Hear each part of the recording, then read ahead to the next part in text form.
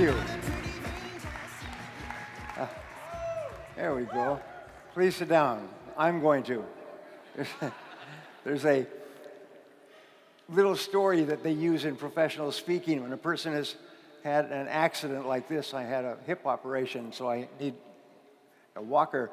You walk on the stage and you say, before I begin, I want to tell you that in the book, The Joy of Sex, there's a major error on page 54. I'm so happy to be here. I was just being told, they told me that these are the leaders, these are the movers and shakers, the drivers of this company. It's true. And he said, but there's something else that you don't know, is that they are all self-made millionaires. And I said, wow. He said, yes. He said, everyone here is either a self-made millionaire or you intend to be in the future. Is that correct? This company is a millionaire maker company.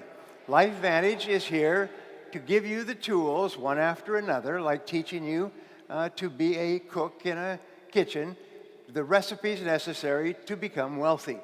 And the only limit on what you can accomplish is determined by yourself.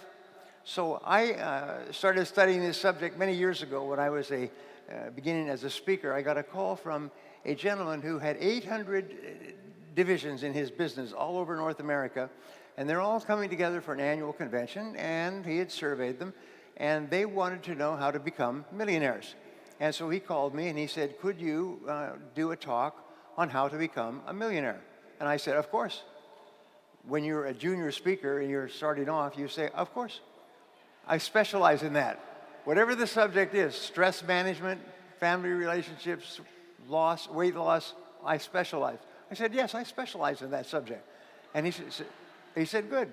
So I hung up the phone, and then I realized, I was about 37, 38 at the time, and that I didn't know a darn thing about the subject. Ever since I was a teenager, my goal, my dream was to be a millionaire when I grew up, at the age of 20 and 25 and 30 and 35. And I was able to make a living. I was good at sales and good at marketing and so on, but I was so far away from becoming a millionaire, and now I have to speak on this subject to 800 business owners like yourself. So I spent 2 months, changed my life. I did 2 months full court press, and I read everything I could find on self-made millionaires. And I found that more than 10,000 self-made millionaires had been interviewed in detail. These are people who started with nothing and became millionaires in the course of one working lifetime.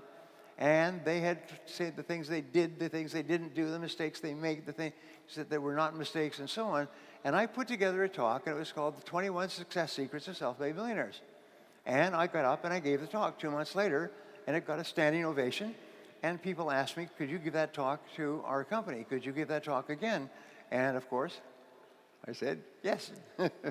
And so I gave it again and again. And it started off as a 60-minute talk, and then a 90-minute talk, and then a half day, and then a full day.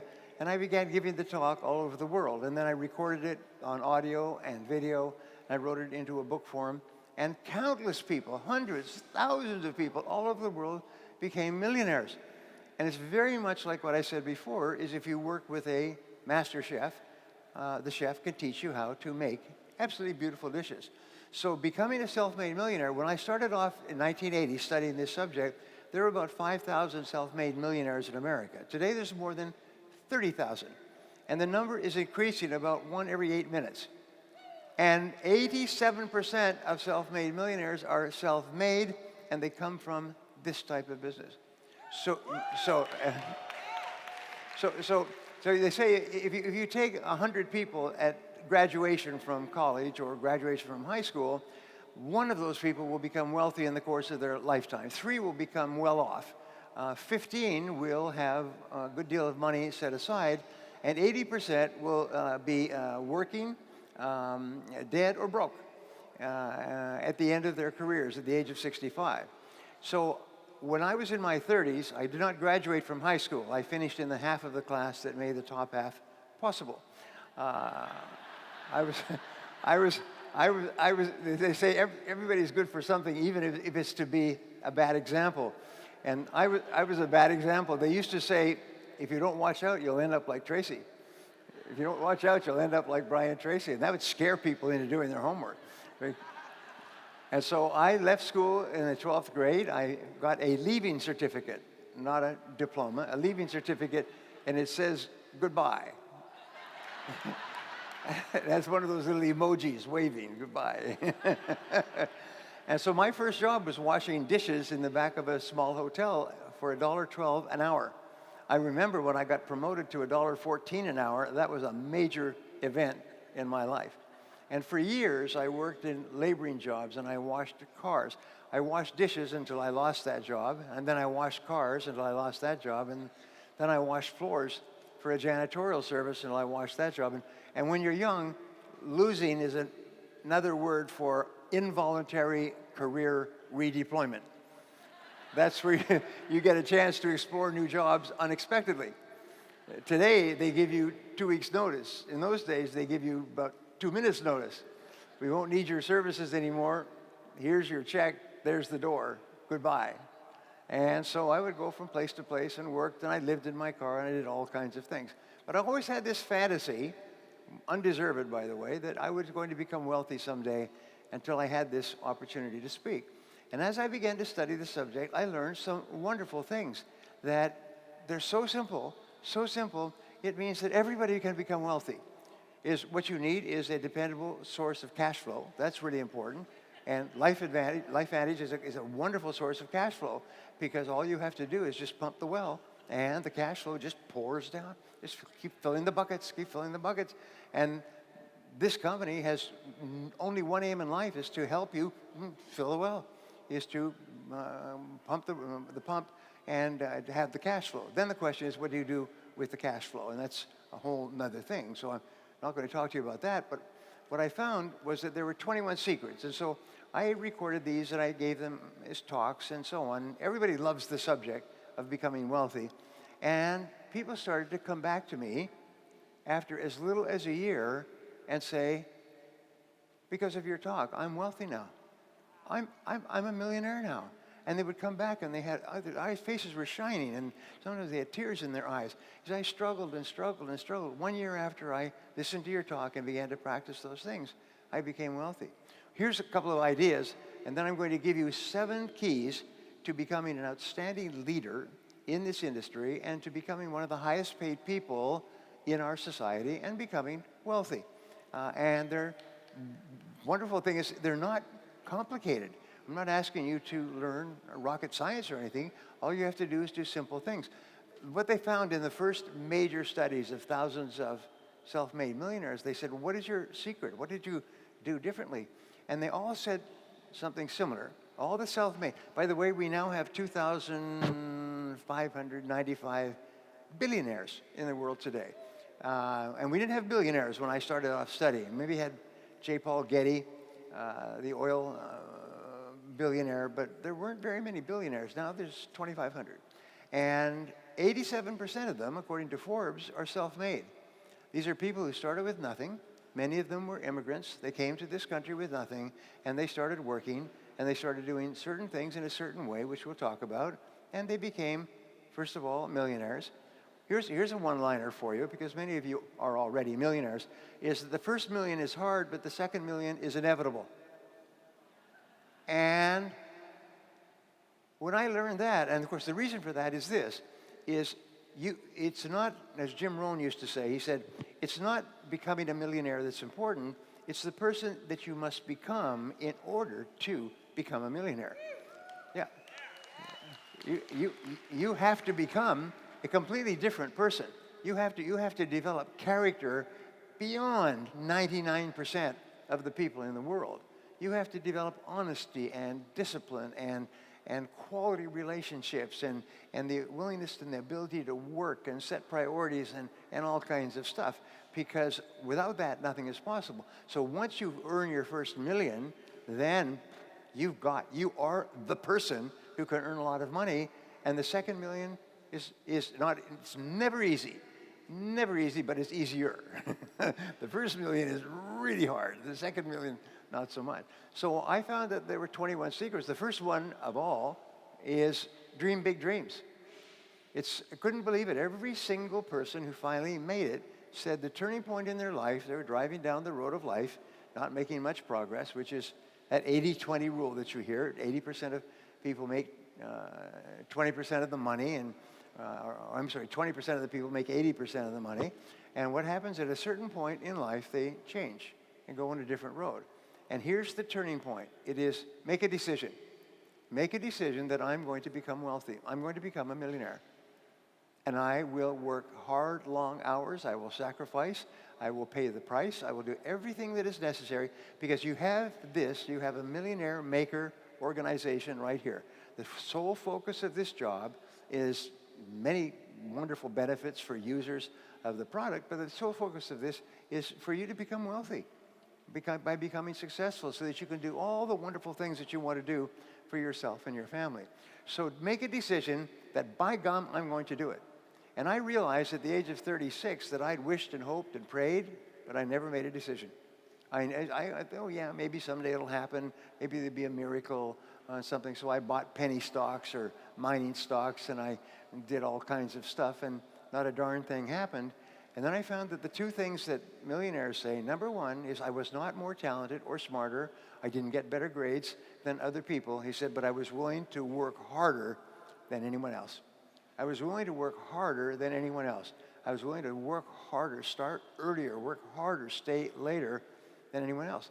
And you know, self-made millionaires on average work about 59 hours a week. They work about 6 days a week at 10 hours a day, or 7 or 5 days a week at 12 hours. There are very few wealthy people who work 5 days a week. In fact, there probably aren't any. They may work 5 days a week, but it's way after they've achieved their financial goals. The second thing they found is that they were frugal. Is they earned the money, but they didn't spend it all. Is they saved the money. Because there's a time in your life where you can be generous. You can buy things, you can take trips, you can get new cars and new homes and a home in the mountains and so on, but not early. I had a banker once who was very helpful to me. I still remember. His name was Alan. He said, we do banking for owners of small and medium-sized businesses, and we can always tell when the business is going to get into trouble. Is the owner of the business decides to take all his money and build a new house. He said, you can always tell because it's too soon. Is they spend their money too soon. If they waited another 5 years, they could have bought or built a house without a problem. But what they do is they start to get some progress, and they start to go a little bit wild. So your job is to become a self-made millionaire, and LifeVantage's job is to help you get there, and my job is to tell you what to do. I'm going to show you the recipes and the formulas that you can use. And sometimes it just takes one choice. And remember, 87% of millionaires and billionaires are self-made. They started with nothing. And nobody's smarter than you, and nobody's better than you. Nobody's smarter than you, nobody's better than you. If somebody else can do it, especially with all the disadvantages that many people start off with, if someone else can do it, you can do it as well. That's the proof. Abraham Lincoln once said that some become wealthy is proof that all can become wealthy. It's just the very fact that a person does well, it's proof. They started with nothing and they became wealthy. Well, there's the proof. You can do it as well. Just do the same things over and over again. So I wanted to share with you what I call the 7 C's. And I began putting together formulas, and my formulas are 3s, 7s, 10s, 12s, and 21s. I wrote 22 books, which had 21 great ideas to achieve this particular goal. 21 great ideas to double your income, 21 great ideas to live to be 100, 21 great ideas to be an outstanding manager, 21 great ideas to meet and marry the man or woman of your dreams. That's very popular. And I just did hundreds and hundreds of hours of research and wrote down all these one-liners.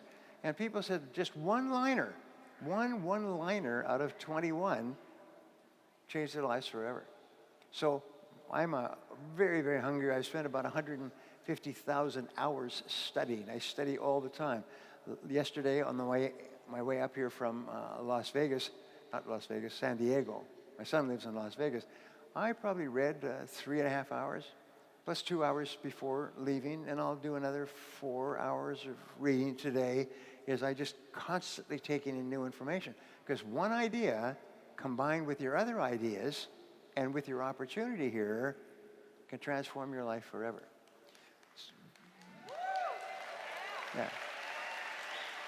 Yeah. And you just have to say, is this the idea? Is this the idea? So the first C is the C of clarity. Clarity is my favorite word in success. It's my favorite word in business. I have done consulting for more than 1,000 corporations, large companies worldwide, companies like IBM and General Motors and PepsiCo and Bank of America. I mean, big companies. And I've also worked with more than 10,000 small and medium-sized companies. And what I found is in every single situation, problems occur when the company becomes unclear about what it is they're doing or how it is they're doing it. And so I've developed a program, which is really just a fun program for me intellectually. It's called the 2-Day MBA. And it shows 10 different factors of a company.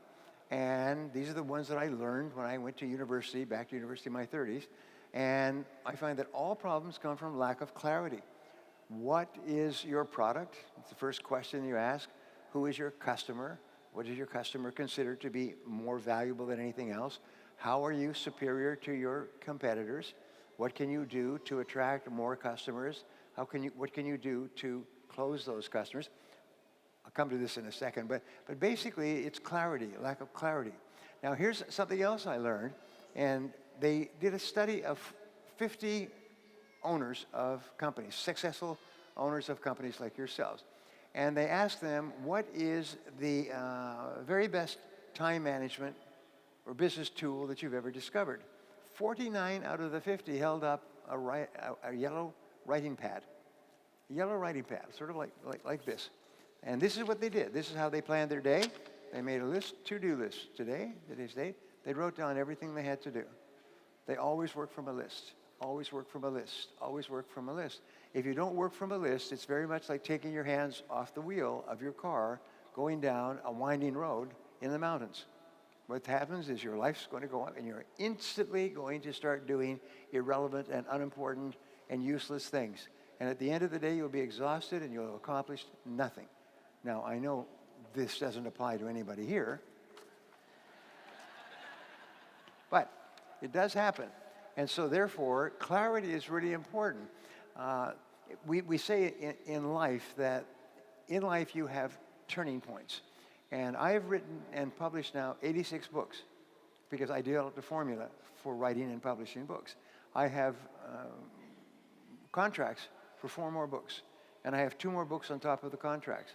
I haven't had time to get to it because my legs have sort of distracted me for a while, but I have book after book. Most authors, professional authors, write 1 book every 2 or 3 years. And I write and publish as many as 4 books a year. Every 90 days, I write a book. And I publish it, and I'm now published, I'm happy to say, by the biggest publishers and the best publishers in the world. And people say, I'm going to write a book and become rich. You don't write a book and become rich. You write several books. And you become well off. Because 1 book will get people's attention. 2 books will prove that the first one wasn't a fluke. 3 will very often be the book that actually earns you some money, and then 4 and 5 and 6. So people say, well, how can you write so many books? And I said, well, I have a system. I use a system like a recipe in the kitchen, and I follow the recipe. And the system requires clarity. What is the book about? Who is the book for? What are the subjects in the book that are not covered somewhere else? What is the system and methodology and process? I don't write fiction books. I only write nonfiction, which are basically do this and get this result. And then I will do hundreds of hours and hundreds of hours. So anyway, going back to my 2-day MBA, what I'd found was that the number 1 reason why businesses are not successful, we're not talking about Fortune 500 companies, we're talking about 1-person companies, is that they're not clear about their business. They're not clear about every step of the business because they don't think on paper. Think on paper. The most powerful tool in the world is you, a pen, and a piece of paper. This is the greatest wealth creator in the world. And so you never pick up the phone.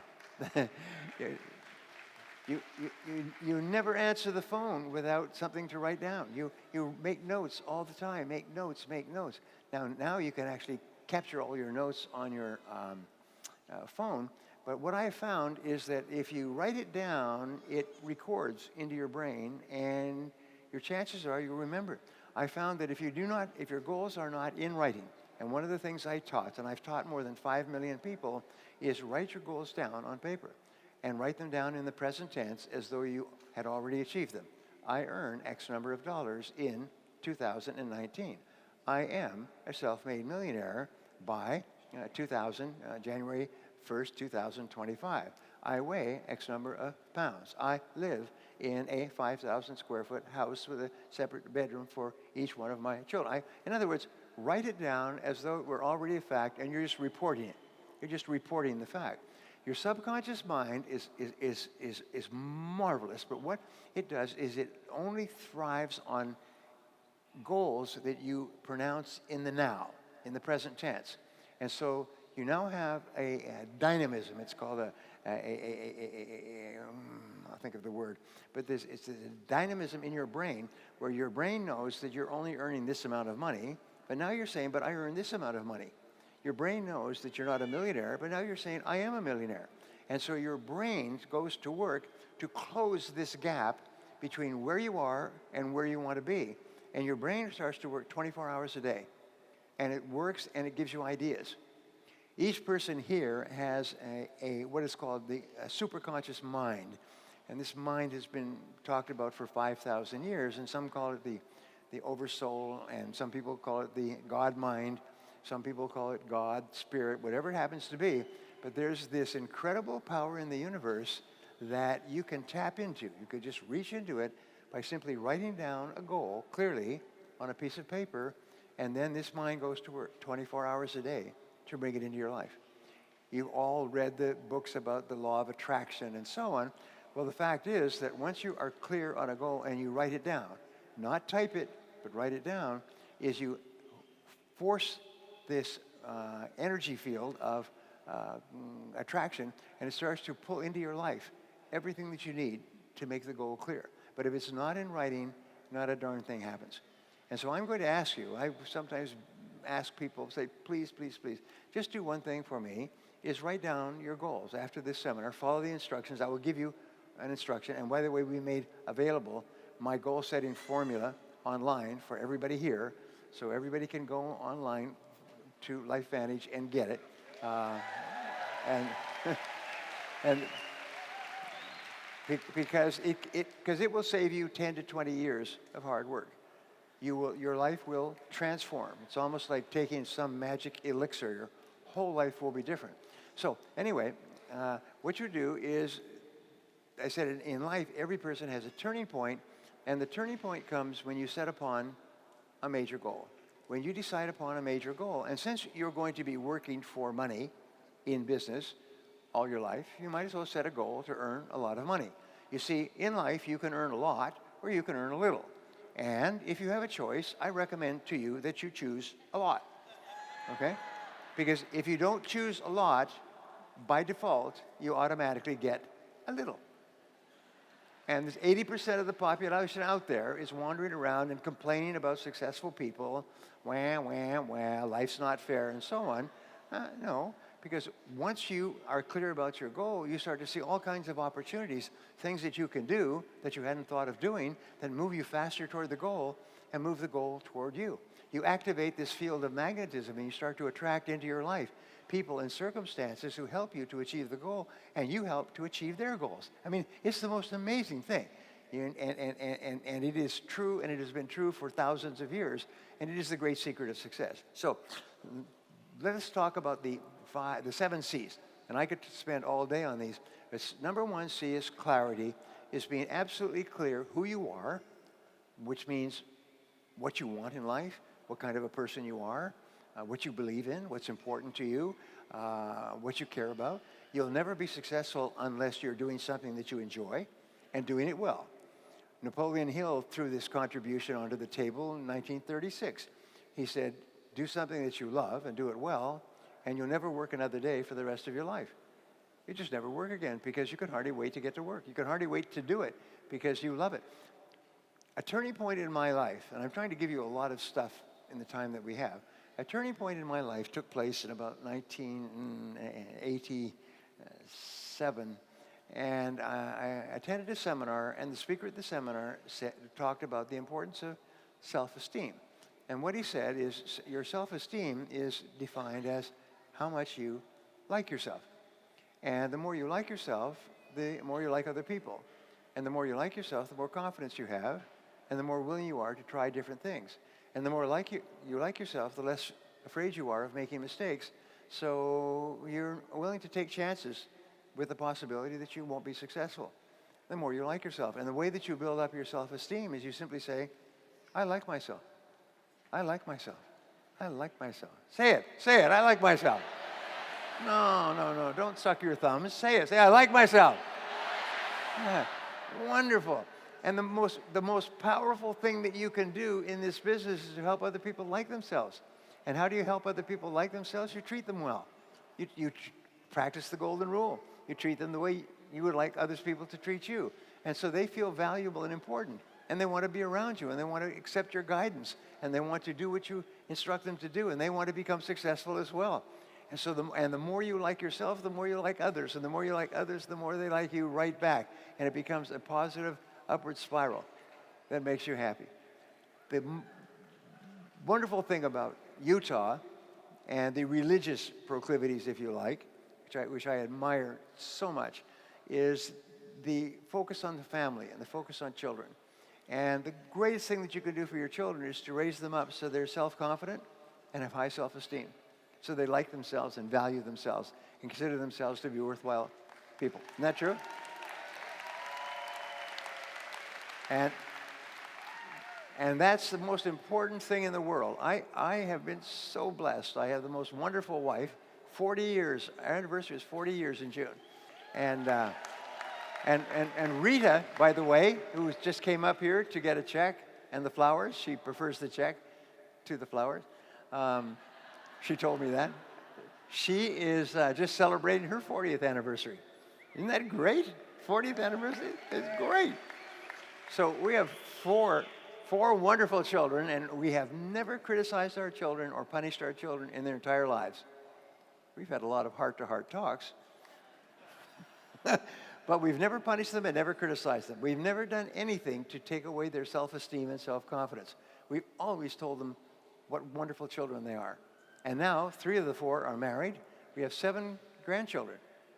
And they say, my friend Charlie Jones used to say, we have 7 grandchildren, all males, except for 6.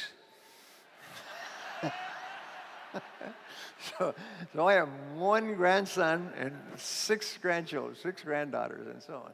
But that's the most wonderful thing in the world. And what I see is my children grew up and they married people with high self-esteem who treat them as though they are valuable and important people, and vice versa. And then they raise their children with high self-esteem. And you know how you can tell if you have a good relationship at any level of business anywhere is you laugh a lot. People in a good relationship laugh all the time.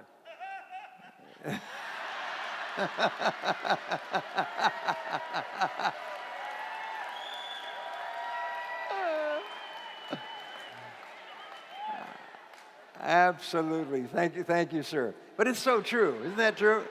Because you can only laugh spontaneously. You cannot decide to laugh or plan to laugh or decide how long you're going to laugh. It can only happen spontaneously. It has to come from your heart. It has to come from your mind. So the very best relationships with other people is where you just laugh all the time. And so you go into my home, and especially when my kids were growing up, my kids just laugh all the time. And the friends started to come over to our house all the time because in our house, everybody laughs. And the kids are happy. Anyway, I'm getting off track. Number 1 is clarity. So here are the 7 keys to setting and achieving goals. These 7 keys will make you rich. Key number 1 is to decide exactly what you want. Decide exactly what you want. And the great majority of people really don't know what they want. They want to be rich, but what does that mean? How much is that? When? How soon? What are you going to do to get it? So decide exactly what you want. If you're married, sit down with your spouse and decide exactly what you want. Two people working together, a husband and wife working together on a single goal, multiply the power behind achieving that goal more than anything else. It's called the great mastermind, is the husband and wife working together. Anyway, number one is decide exactly what you want. Einstein said that if you cannot tell your goal to a 6-year-old child and have the 6-year-old child explain it to another 6-year-old child, and both of them understand it, then you don't know what your goal is yourself. So ask yourself, is your goal so clear that you could tell it to a 6-year-old child, and the 6-year-old child would not only understand what the goal, but could tell you how close you are to it? Great test. It's a great test, the Einstein test. Number two is write it down. Write it down, write it down, write it down. There's nothing more important than writing down your goals, because if it's not written down, it's merely a fantasy. Now, they've done a whole series of studies at Harvard and Yale and Cornell and so on about the difference between students who type their notes and students who write their notes. The students who write their notes all get straight A's. The students who type their notes forget everything before the end of the day, because writing forces you to use three abilities: your kinesthetic ability, your physical ability of writing, your audio ability, you see it when you're writing, and your auditory ability, you say it to yourself when you're writing. So you activate the three major parts of your brain simultaneously, like a laser beam from a space station, zap, onto a piece of paper, and your subconscious mind accepts it as a command, and your superconscious mind starts to work on it 24 hours a day. Just write it down, write it down. And it's the most amazing darn thing. If all you did was write down one goal and leave this conference, your life will be different forever. And because all kinds of things will start to happen. And you'll say, well, that's a coincidence. I just wrote that goal down when I was in that meeting this afternoon, and then I got this phone call or something in the mail, or I saw something on TV, or something. It's just phenomenal. So step number one, decide what you want. Number two, write it down. Number three, set a deadline. Tell your subconscious when you want it. I want this by such and such a date. So every goal always ends with a use by date. In other words, I achieved this goal by this date. And you write it in the present tense. Number three is make a list. Number four, step number four is make a list of everything that you can think of to do. Just make a list, and as you think of more things, add it to the list. Keep writing it down, and sometimes you'll think of something in the middle of the night, write it down, keep a pad of paper next to your bed, and quickly write it down so you don't forget it. Just write it down, That's number four, and this is really important. It's the great turning point, like a massive ship turning in the ocean. Your whole life starts to turn when you write down a list of the steps you're going to have to take. I don't recommend other people's books because I've written so many myself, and I summarize hundreds of books that I have read over the years. But there is one book that had a great influence on me, and it's called the Checklist Manifesto. Has anybody read this book? The Checklist Manifesto. It was written by a doctor, an emergency ward doctor, and he talks about the value of checklists when you are trying to accomplish a goal, build a business, raise a child, whatever you want to do. He says, create a checklist. He said, everything in the world, this room, a car, swimming pool, everything follows a checklist. Everything requires a checklist to build it. And the wonderful thing about organizing a checklist before you begin work on a project, it has an extraordinary effect on your life. And what he does is he teaches in the most entertaining way how people who did not use checklists died, went bankrupt, the most successful people in finance in the world, how they use checklists in order to organize their financial life, business people. Anyway, it's the one book that I would recommend. It's a short book. It's just fascinating reading. It's called The Checklist Manifesto. Anyway, so take your list of goals and organize your list by priority. Make a checklist. What's number one? What's number two? What's number three? And so on. And as you get more information, change the list, reorganize it, write it, move things up and down. Step number six is to take action on your list. Take action on the most important thing on your list. Do something, launch, get going, do it now, do it instant, do it immediately. Get up and do something. It doesn't have to be a lot. It can be revising your papers, it can be making a phone call, it can be ordering a book, it could be something, but do something. which is sort of like the kickoff in a football game. Just kick the ball off as far as you can. And number 7, and this is going to make you rich, happy, popular, and thin. Number 7 is do something every day on your most important goal. Do something every day on your most important goal. So here's the exercise I'm going to give you to take home with you and do when you leave this. And by the way, from now on, whenever you bring on a new person, put them through this exercise. If they will not go through this exercise, do not waste a minute of your time with them, because they will never be successful if they won't follow your guidance. And here's the exercise. Take a clean sheet of paper and write down goals and today's date, and then write down 10 goals that you would like to accomplish in the next 12 months. Don't worry about 2 years or 10 years or 5 years. Just 10 goals you'd like to accomplish in the next 12 months, and write them in the present tense, almost like you're submitting an order. And just write down, I earn, I achieve, I weigh, I drive such and such a car, I own, whatever it happens to be. And the goals will be financial goals, family goals, physical goals, and so on. Write down 10. And then you take this list of 10 and you say, if I had a magic wand and I could wave this magic wand and I could have any one goal on my list within 24 hours, which one goal would have the greatest positive impact on my life? Which one goal? And go over it. And usually this will jump out at you. It'll jump out at you like a spider in a horror movie. It'll grab you. And put a circle around that goal. And that's a goal you transfer to a clean sheet of paper, and then you follow the 7 steps. Write it down, set a deadline, make a list of everything you have to do to accomplish it, organize the list into a checklist, take action, and then do something every day. If you'll just do this simple exercise, then you'll all be rich. You'll all be rich. Nothing can stop you but yourself. So, number 2, the second C is the C of competence. And the C of competence says, it's very simple, is that you can only earn a lot of money if you're very good at what you do. And so one of the most important things you do is you break down your work into skills. And you say, what are the most important skills I need to have to be successful? And there's recruiting is a very important skill. Training is an important skill. Managing, motivating is an important skill. Leading, supervising, important skills. So what you do is you think, what are the skills that I will need to be in the top 10% of my field? You don't have to be in the top 1%. Just be in the top 10%, because there are no successful people who are not good at what they do. They are good at what they do, and they are good at what they do because they work at it all the time. Whether you're in sports or whether you're in music or chess or anything else, there's a wonderful study that's been written up, and it's called it'll come to me in a second. I find that because of these pains, my memory slips and it goes around in a circle like a merry-go-round, and it comes around again and it'll come back, and there it is. But basically what it said was, studying the most successful people is that these people spend far more hours becoming good at what they do than average people. The other people don't do it.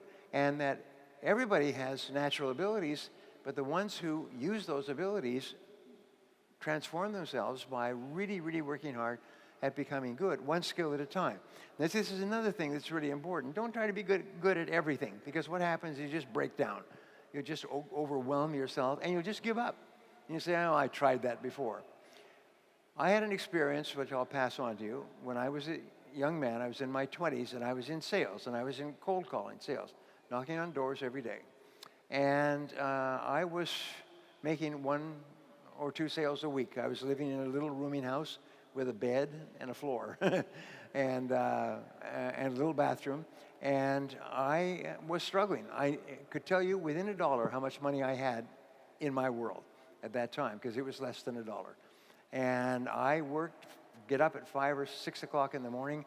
I'd be waiting at 8 o'clock in the morning when people came to work. I would knock on doors, office doors and business doors all day long. And then in the evenings, I'd go out and knock on homes and apartments.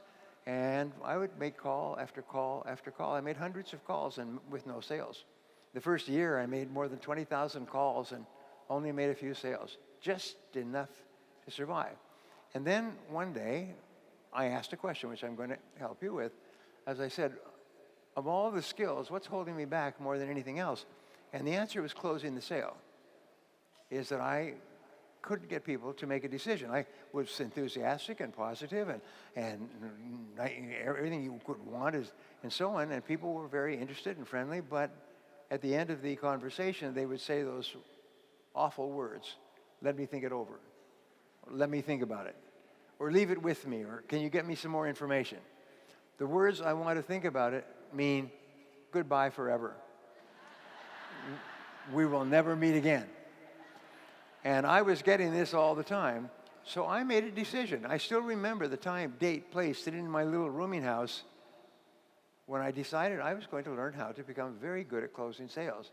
And I began to read everything I could find. I sent away 4 books. I did everything I could find to study the psychology and the techniques and methods of closing sales. In 1 year, my income went up 10 times. Changed my life forever. And some years later, and I didn't know how to do it, and then I did. And because all skills are learnable, and you can learn any skill that you want to learn. And if you just simply find out what others have done before you and practice it. And then I began to recruit other salespeople and teach them the same thing. I said, here's the product, here's the advantages and benefits for our customers, and here's how to ask them to make a decision. And they became successful. Many of them today are millionaires and multimillionaires. Many of them own multiple businesses. And they've told me, they said, your training when I was in my 20s, going nowhere, broke, changed my life forever. And the most important thing was I got people just to make a decision. I asked them to make a decision. So many people in this room, I know, have a challenge with closing. We all do when we start off. But that's where you are now, but that's not where we're going to be 3 months from now. 3 months from now, you're going to be so dangerous, you will need to be restrained for yourself and the safety of society. Because you'll be able to close anybody on anything. And I'm not talking about pressure. I'm not talking about pressure. Do you know what good business is here? It's helping. What you are great helpers. You are helping people to improve the quality of their lives and their health and their family. And so when you start to see yourself as a helper, your job is to help people understand how much better off their lives can be if they take your advice and guidance. That's what you do. Earl Nightingale said something many years ago. He said, you don't get what you want in life. He said, you get what you deserve. And so I began to study that. You get what you deserve. And I found that deserve comes from the Latin. And it comes from the words de, which means from, servus, which from service. So you get what you want in life from service to other people. And so the people who serve the most people the very best are the ones who make the most amount of money in the shortest period of time. But here's something else, is when you help other people improve the quality of your life, your self-esteem goes up.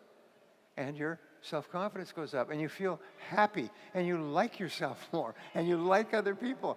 It's the most amazing darn thing, is you just put your life on this wonderful upward spiral by deserving that people will buy from you, by looking for ways to help them. How can I help this person to improve the quality of their life and their family and their work? So see yourself as a helper, and your job is to deserve more. And you'll find, you look at the Steve Jobs and the Bill Gates and the multimillionaires who are individuals, and you think, these people focused. They had this obsession with a product of some kind that would really help people to improve the quality of their lives. And that's all they think about and all they talk about. And the only people who succeed in those companies are people who have this same obsession with customer service. Tom Peters, in his book In Search of Excellence many years ago, he said the most important principle of all was the obsession with customer service. Is that the most successful and highest paid people just think about serving people and helping people improve their lives all the time. So that's the most important level of competence that you want to achieve. First of all, you have clear goals, and then you say, what is it that I really love to do that really helps other people to improve the quality of their life? And how can I become really, really good at doing that more and more of the time? The third C is the C of concentration. And these are not necessarily in order, but in a way these are. The C of concentration is your ability to focus, which we've talked about before.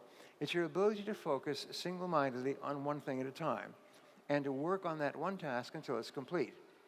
And to discipline yourself not to do anything else or to become distracted by emails and bells and bips and noises and things like that. It's just your ability to focus like a laser beam on a single task. I wrote a book a few years ago, and it was called Double Your Income, Double Your Time Off. And I sent it to a publisher. And the publisher said, you know, a book's title is really, really important. He said, well, it's an interesting title, but it's kind of bland. And one of the titles, chapter 15, there's 21 great ways to stop procrastinating and get more things done faster. And one of the chapters was called Eat That Frog. And Eat That Frog came from a, you know my book. It came from a story by Mark Twain where he said, if the first thing you do when you get up in the morning is you eat a live frog, you'll have the pleasure of knowing that's probably the worst thing that's going to happen to you all day long. And Mark Twain was just an incredibly good humorist. And he said, and there's two corollaries to that rule. Number one is if you have to eat a frog at all, it does not pay to sit and look at it for very long. You know, get on with it, get it over with. He said, and the second corollary is if you have two frogs to eat the ugliest one first. A good friend of mine from here in Salt Lake, or actually in Salt Lake, says that the key to success is do the worst first. Eat the ugliest frog first. And I really like that.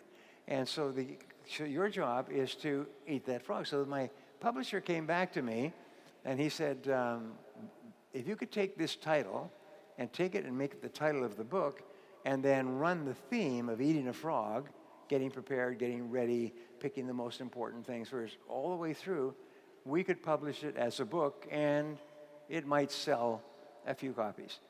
Today, it's past 10 million copies in 46 languages. It's the best-selling book on time management in the world.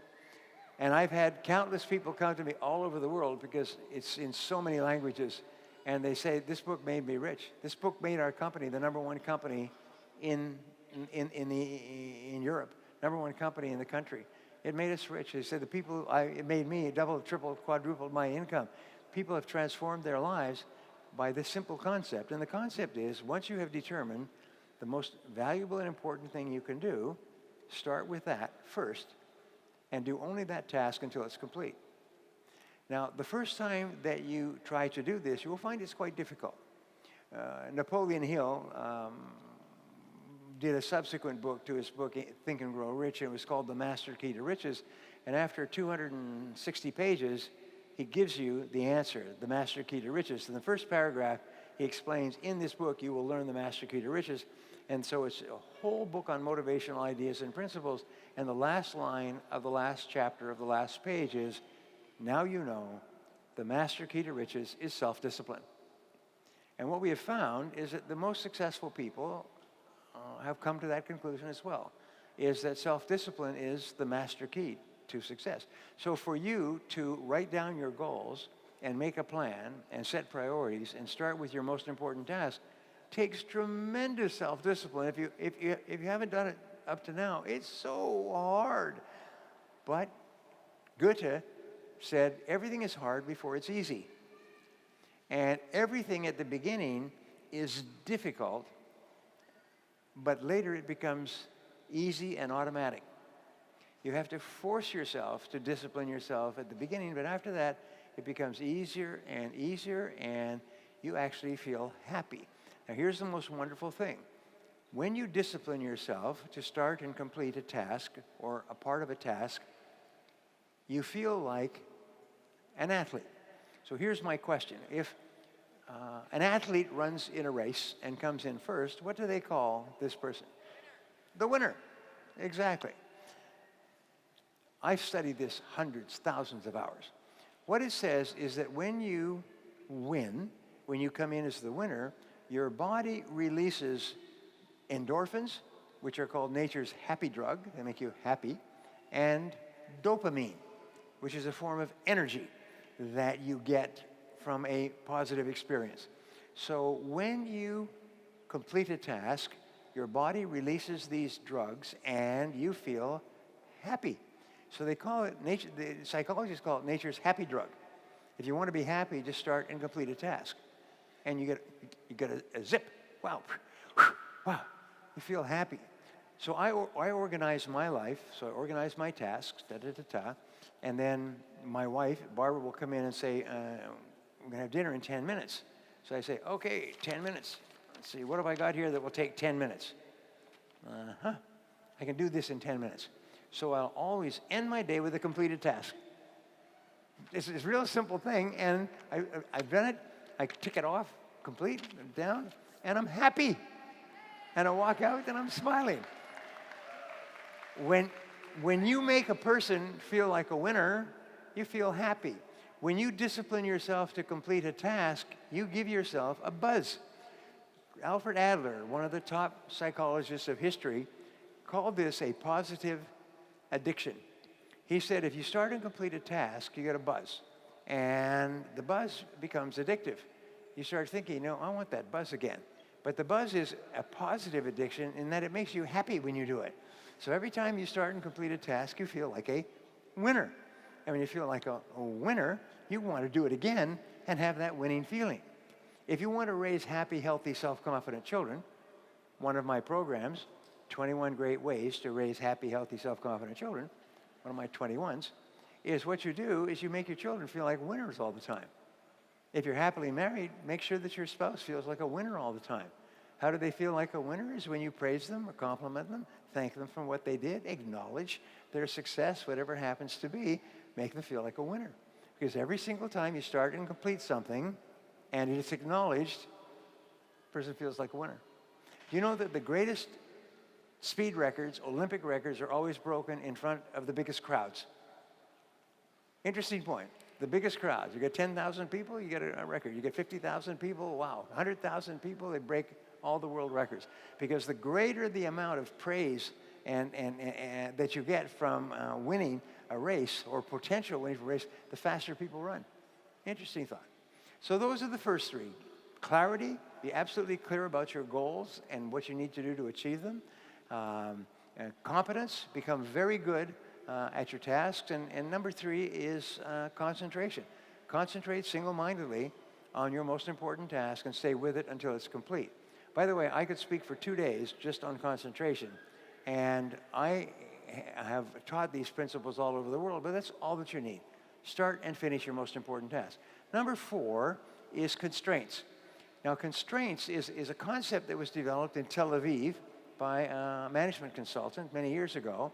And it says that between where you are today and where you want to be sometime in the future, a goal, is there is always one constraint or choke point that determines the speed at which you get from here to here. That's the constraint. So the art of life is to identify the constraints that are holding you back from achieving the goal that you want to achieve. And it could be something simple like finding a parking space. It could be something simple like getting your shopping done and so on. Continually ask, what is the constraint or limiting factor is what they call it, the limiting factor between here and where you want to go. So you say to yourself, all right, you want to achieve a particular goal. So you ask yourself, what is the one factor that determines the speed at which you achieve that goal? What is the one factor that determines the speed at which you achieve your most important goal? And you work with your downline, you work with your consultants, you work with other people, and you help them to be absolutely clear. And don't try to change the world, try to change one thing, one factor. Try to alleviate the one factor, and that'll change your whole life. It's unbelievable. So you say, all right, let's talk about selling. And I could speak about selling for days and days as well. Let's talk about selling. Well, we want to earn more money. Do we want to earn more money? Say yes. How would you like to double your income effective this next week? Say, okay. I have a seminar that I do, by the way. It's 7 ways to double your income in the next 7 days. And it's all based on hundreds of hours of research and blah, blah, blah. But I'll give you just one. I was thinking I could spend the whole day on the 7, but I'll give you just one. Is what determines your income today? What's the constraint? What's the factor? Well, the limiting factor is the number of people who you sign up to join the business. That's pretty much it. Oh, it could be something different, but or it could be closing the sale. Is getting that person to come on board and become active and get busy and start talking to other people and both using and selling the product. Figure out what it is. But let's just say that it is the number of people that you talk to on a daily, weekly, monthly basis. And I give this little formula when I'm talking to sales audiences, and in reality, we're all in sales. And I say, the average person in America who earns a full-time living from sales, and sales is on their business card, about 17% of the population, spends about 90 minutes a day talking to new potential customers. 90 minutes a day. And this goes back to 1928, all the way forward, 90 minutes a day. Well, there's 8 hours in a working day, so that means the person is spending 1/5 of each working day talking to new potential customers. So if you want to double your income, it's very simple to do. And you all know what the answer right now is: spend 180 minutes each day talking to new people.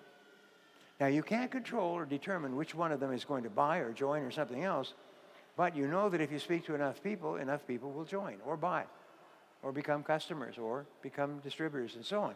So therefore, just double the number of minutes. I call this Brian's minutes theory. Double the number of minutes from 90 minutes to 180 minutes.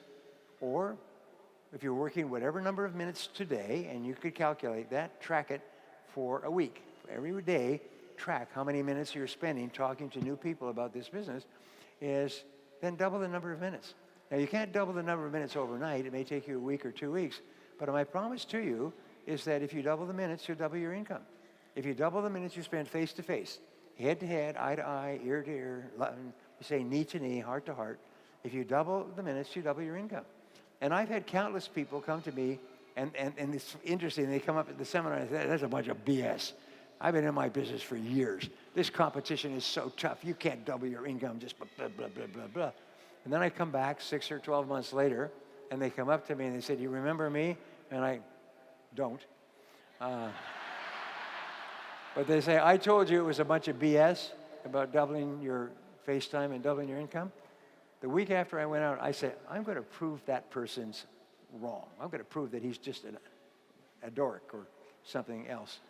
And he said, the following week, I doubled my income. After 8 years in my field, I doubled my income. He said, I couldn't believe it. He said, I told my other friends how I did it. I was now the top salesman in the company. I told them else to do it, and everybody who did it doubled their income. And then once you double your income, what do? You double the amount of time you're spending, and you spend it on with better people. Okay, now I'm running out of time. Damn. So I'm going to give you the other principles that we have. The number 5.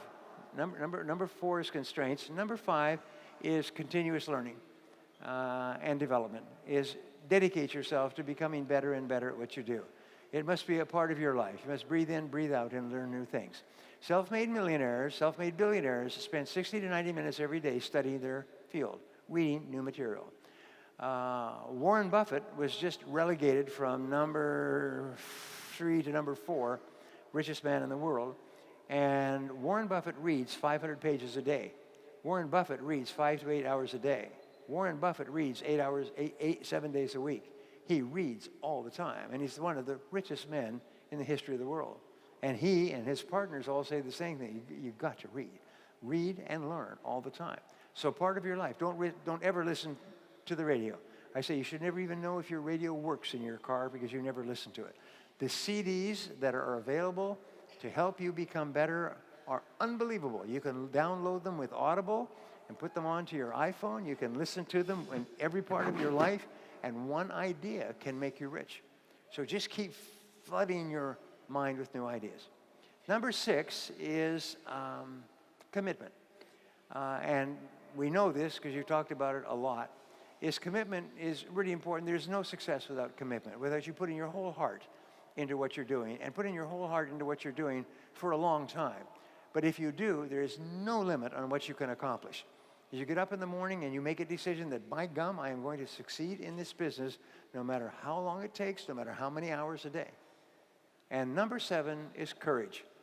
And courage, Winston Churchill said, courage is rightly considered the foremost of the virtues, for upon it all others depend.